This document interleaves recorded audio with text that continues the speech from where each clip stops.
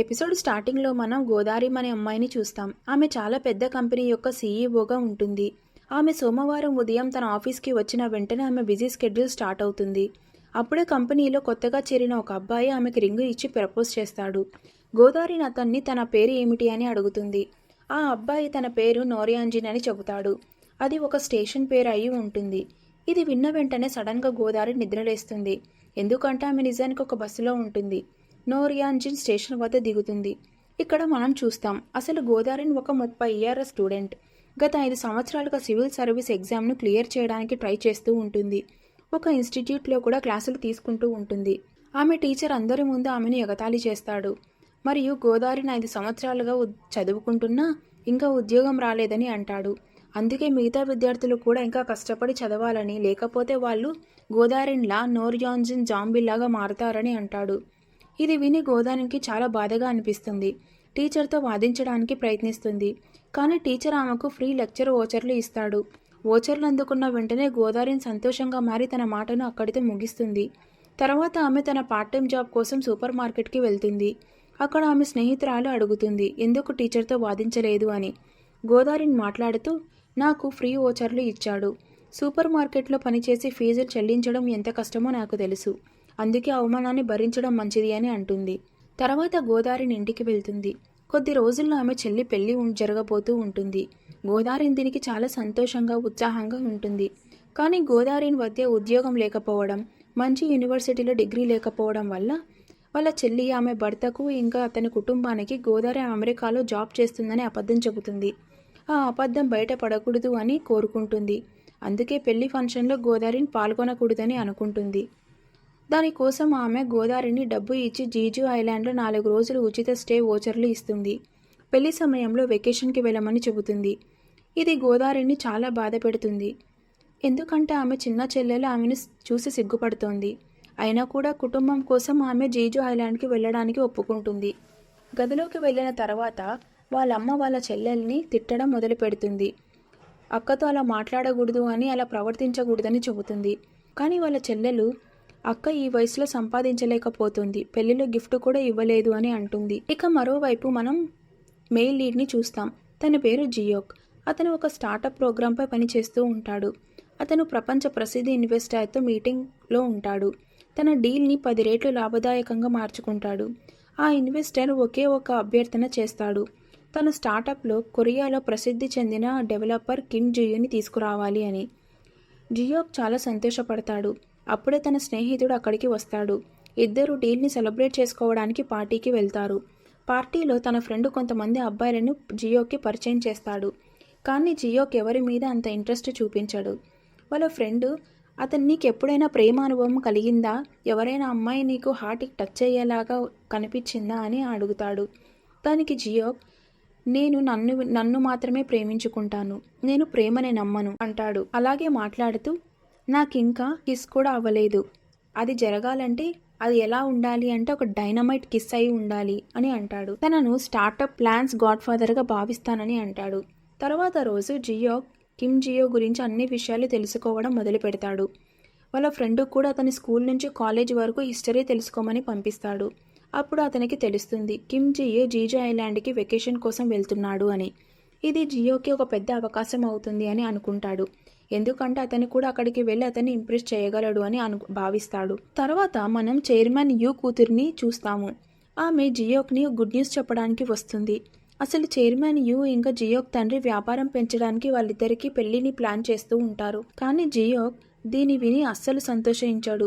హాయూకి చెబుతాడు వారి vibes match కావు అని, అందుకే పెళ్లి గురించి ఆలోచించొద్దు అని అంటాడు. తర్వాత మళ్ళీ మనం గోదారిని చూస్తాము. ఆమె తన టెనెంట్ అయిన సియోన్ యూ ఇంటికి సైడ్ డిష్ తీసుకొని వెళ్తుంది. సియోన్ యూ తన కొడుకు జూనుతో కలిసి ఉంటాడు. గోదారికి మంచి ఫ్రెండ్ కూడా. వాళ్ళిద్దరూ గోదారిని 5 సంవత్సరాల క్రితం జరిగిన బ్రేకప్ గురించి మాట్లాడుకుంటూ ఉంటారు. గోదారికి ఒకప్పుడు కిమ్ జోంగ్ అనే బాయ్ ఫ్రెండ్ ఉండేవాడు. అతను ఆమెతో చాలా చెడ్డగా బ్రేకప్ చేసుకున్నాడు. అప్పటి నుంచి గోదారిని మంచి అబ్బాయి దొరకడు అని భావిస్తూ ఉంటుంది. ఆ తర్వాత గోదారిన్ జీజు ఐలాండ్కి వెళ్తుంది. అక్కడికి చేరుకున్న వెంటనే ఆమెకు ఒక చెడు వార్త తెలుస్తుంది. ప్రసిద్ధ డెవలపర్ కిమ్ జాంగ్ కూడా అదే వెకేషన్ కోసం అక్కడికి వచ్చాడు అని. వెంటనే ఆమెకు తన బ్రేకప్ గుర్తొస్తుంది. అప్పట్లో కిమ్ జోక్ ఆమె నిరుద్యోగంగా ఉండడం వల్ల ఆమెను వదిలేశాడు. అదే సమయంలో జియోక్ కూడా జీజుకి చేరుకుంటాడు. ఇద్దరు తమ తమ జీవన దృక్పథంతో ఆ ఐలాండ్ని ఆస్వాదిస్తారు. కానీ గోదావరి దగ్గర డబ్బు తక్కువగా ఉండడం వల్ల ఆమె మంచి చోట భోజనం చేయలేకపోతుంది. ఎవరితోనూ కలిసి ఎంజాయ్ చేయలేకపోతుంది. అప్పుడే ఆమె తన క్లాస్మేట్ సూజిన్ని కలుస్తుంది. సూజిన్ ఆమెను గుర్తించి తన బాయ్ ఫ్రెండ్తో వెకేషన్కి వచ్చానని చెబుతుంది. తన బాయ్ ఫ్రెండ్ని పరిచయం చేయగానే గోదావరిని షాక్ అవుతుంది. ఎందుకంటే Soojin boy friend Kim Jong అయి ఉంటాడు. కిమ్ జోంగ్ ముందు నిజం చెప్పలేక గోదావరిని అబద్ధం చెబుతుంది. తాను కూడా తన బాయ్ ఫ్రెండ్తో వచ్చానని, అతను ఇప్పుడు బిజీగా ఉన్నాడని అంటుంది. అక్కడ నుంచి వెళ్ళిన తర్వాత గోదావరిని చాలా డ్రింక్ చేస్తుంది. ఎందుకంటే ఆమె చాలా బాధలో ఉంది. మత్తులో ఆమె సముద్రాన్ని చూడడానికి వెళ్ళి గత జీవితాన్ని గుర్తు చేసుకుంటుంది. నాన్న చనిపోయిన తర్వాత ఎలా ఒంటరిని అయ్యానో అని, ఉద్యోగం ఇంటర్వ్యూల్లో ఎలా తిరస్కరింపబడ్డానో అని అనుకుంటుంది. ఒక్కసారి తన జీవితం ముగించుకోవాలని అనుకుంటుంది. కానీ తనలో తాను అదుపు చేసుకుంటూ ఉంటుంది. అప్పుడే ఆమెకు పర్వతం మీద జియోక్ కనిపిస్తాడు. సముద్రం వైపు చూసి గట్టిగా అరుస్తూ ఉంటాడు. గోదావరిని అతను కూడా తన జీవితం ముగించుకోవాలనుకుంటున్నాడేమో అని పరిగెత్తుకుంటా వెళ్ళి తన వెనక నుంచి పట్టుకుంటుంది. జియోక్ కన్ఫ్యూజ్ అవుతాడు. ఎందుకంటే అతను తనని తాను మోటివేట్ చేసుకుంటూ ఉంటాడు. గోదావరిని అతనికి తన దగ్గర బాయ్ ఫ్రెండ్ లేడు, నాన్న లేడు, అమ్మ కూడా దూరంగా ఉంది. అయినా నేను బ్రతికే ఉన్నాను కదా, కాబట్టి నువ్వు అలా ఫీల్ అవ్వకూడదు, బ్రతకాలి అని మోటివేట్ చేస్తుంది. ఈ తగాదాల్లో ఇద్దరు కలిసి కింద పడిపోతారు. జియోక్ చేతికి గాయం అవుతుంది. ఇద్దరు కలిసి హాస్పిటల్కి వెళ్తారు. గోదావరిని మత్తులో ఉండడం వల్ల నిద్రపోతూ ఉంటుంది. జియోక్ అక్కడి నుంచి వెళ్ళిపోతూ గోదావరిని బిల్లు చెల్లిస్తుందని చెప్పి వెళ్ళిపోతాడు. స్పృహ వచ్చిన తర్వాత గోదావరిని ఇద్దరు బిల్లు చెల్లించాల్సి వస్తుంది. దాంతో ఆమె దగ్గర ఉన్న డబ్బులో సగం డబ్బు కంటే ఎక్కువ ఖర్చు అవుతుంది. ఆమె హోటల్కి నడుచుకుంటూ వెళ్లాల్సి వస్తుంది. అసలు జియోక్ కూడా అదే హోటల్లో ఉంటాడు. ఎందుకంటే మరుసటి రోజు బ్రేక్ఫాస్ట్ టైంలో కిమ్ జియాంగ్ కలవాలి అని అనుకుంటాడు. మరుసటి రోజు గోదావరిని ఫ్రీ బ్రేక్ఫాస్ట్ కోసం వెళ్ళి జియోక్ని చూసి డబ్బులు తిరిగి ఇవ్వమని అడుగుతుంది. అప్పుడే జియోక్ వెనక నుంచి కిమ్ జాంగ్ ఇంకా సూజిన్ వస్తారు. సూజిన్ గోదావరిని పిలుస్తుంది. వెంటనే గోదావరిని జియోక్ చేతిని పట్టుకొని అతను తన బాయ్ ఫ్రెండ్గా పరిచయం చేస్తుంది. జియోక్ పరిస్థితిని అర్థం చేసుకొని నటించడం మొదలు పెడతాడు. అతను కిమ్ జాంగ్ని బ్రేక్ఫాస్ట్కి ఆహ్వానిస్తాడు. అక్కడ గోదావరితో రొమాంటిక్గా ప్రవర్తిస్తాడు. ఆమెను పొగుడుతూ దగ్గరగా ఉండడానికి ప్రయత్నిస్తూ ఉంటాడు.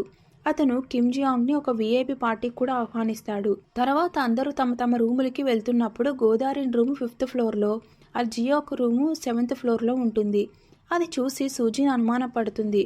అప్పుడు జియోక్ చెప్తాడు 5th ఫ్లోర్లో తన అపార్ట్మెంట్ ఉంది అని, అందుకే గందరగోళం జరుగుతోంది అని. ఆ తర్వాత గోదావరి జియోక్ రూమ్కి వెళ్తుంది. అక్కడ ఆమె కోపంగా అతను అలా ఎందుకు ప్రవర్తించాడు అని అడుగుతుంది. జియోక్ అర్థం చేసుకుంటాడు కిమ్ జియాంగ్ ఆమె ఎక్స్ అని.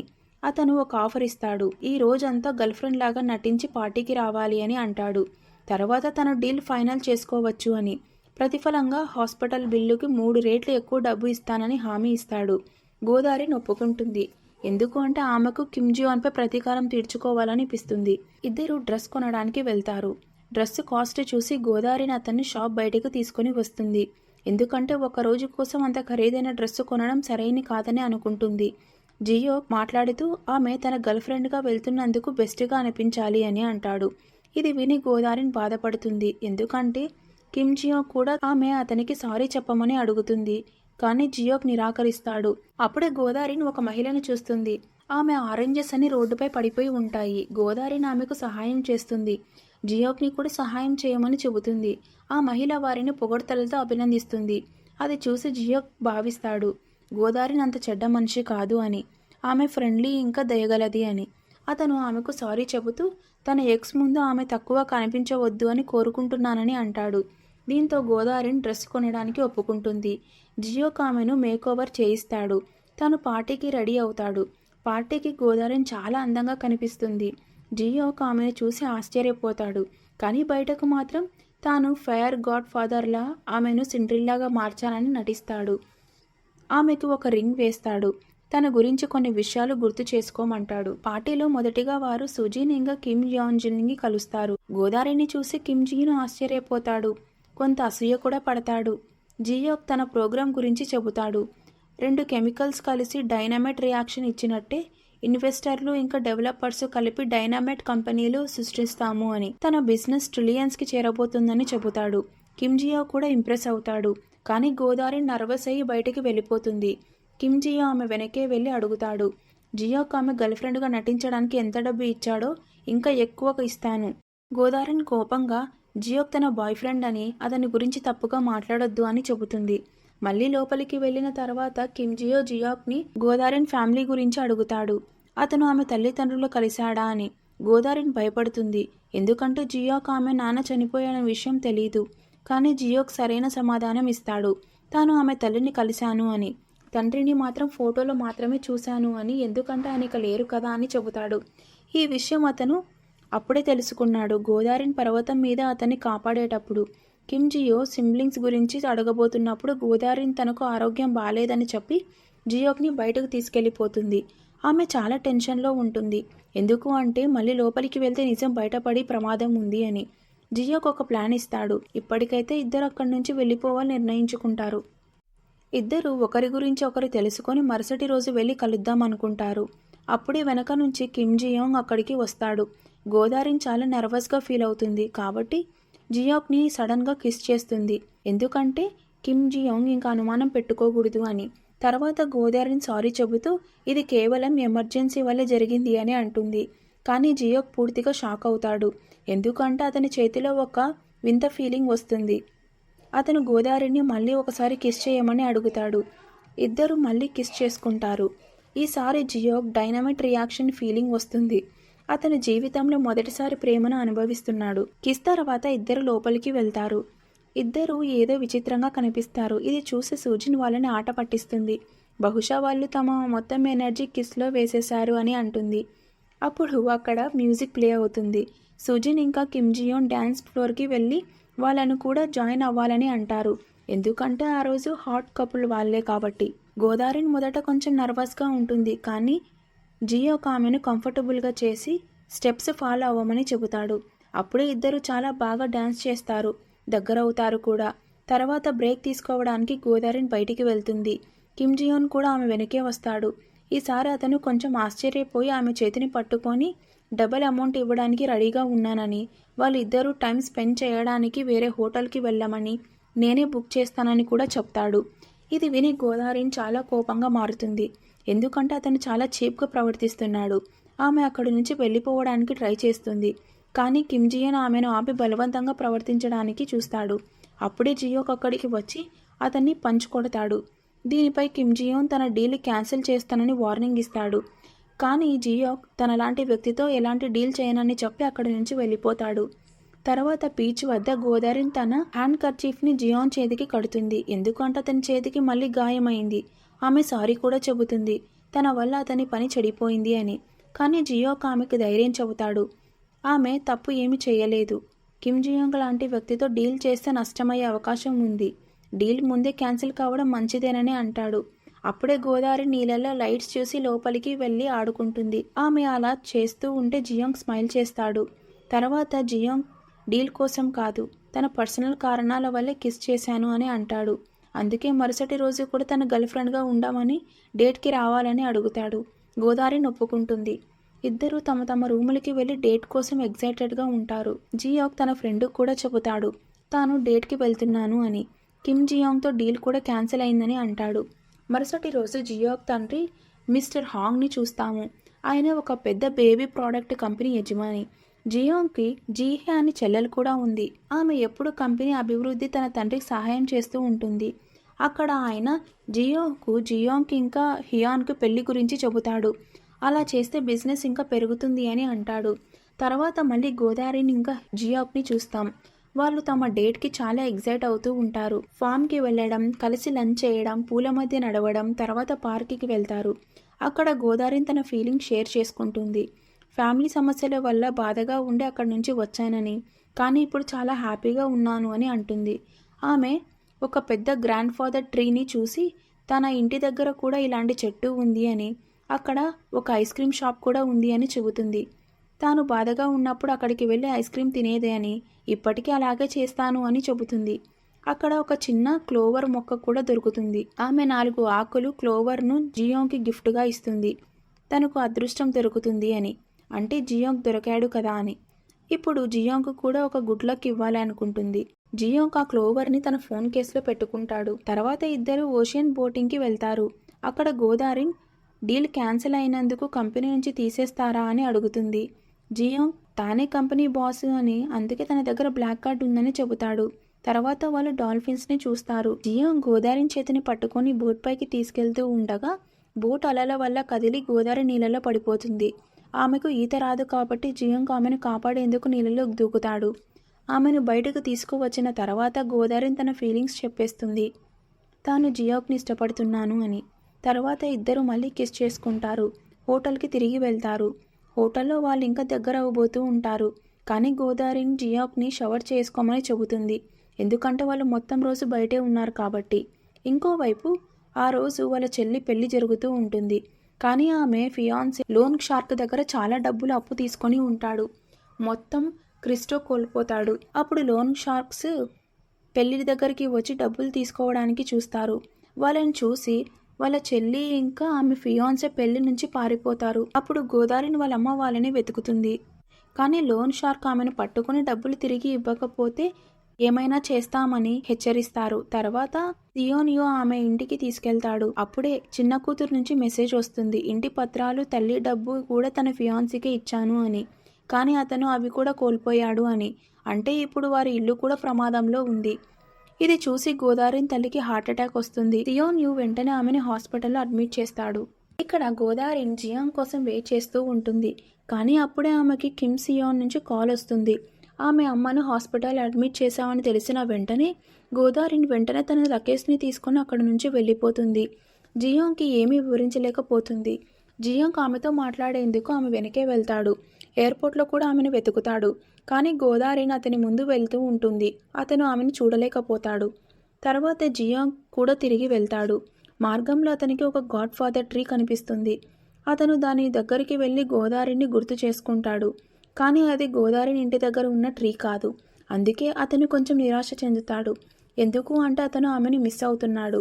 ఇంకోవైపు గోదారిన్ తన అమ్మను చూడడానికి వెళ్తుంది. ఆమె పరిస్థితి చూసి చాలా బాధపడుతుంది. అంతేకాకుండా ఎక్కువగా హాస్పిటల్ బిల్ చూసినప్పుడు షాక్ అవుతుంది. ఎందుకు అంటే కేవలం సర్జరీ ఖర్చుకి అయ్యే మాత్రమే వారి దగ్గర ఉంది. సేవింగ్స్తో కూడా చెల్లించలేనంత ఎక్కువగా బిల్ అయ్యింది. అందుకే గోదారిని ఇంటికి వెళ్ళి వాళ్ళ అమ్మ డైరీ చూస్తుంది. ఏదైనా పని చేయాల్సిందే అని నిర్ణయించుకుంటుంది. బిల్లులు చెల్లించడానికి ఆమె ఏ పని అయినా చేస్తానని అనుకుంటుంది. జియాంగ్ని కూడా చాలా మిస్ అవుతూ ఉంటుంది.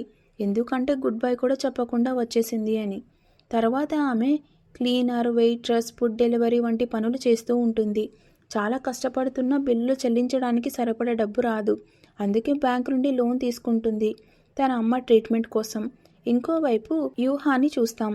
ఆమె తన ఆర్ట్ గ్యాలరీ కోసం మంచి ఫోటోగ్రాఫర్ కోసం చూస్తూ ఉంటుంది. అప్పుడు ఆమెకు సియోన్ యూ పోర్ట్ఫోలియో దొరుకుతుంది. అందులో అతను చాలా మంచి ఫోటోలు తీసి ఉంటాడు.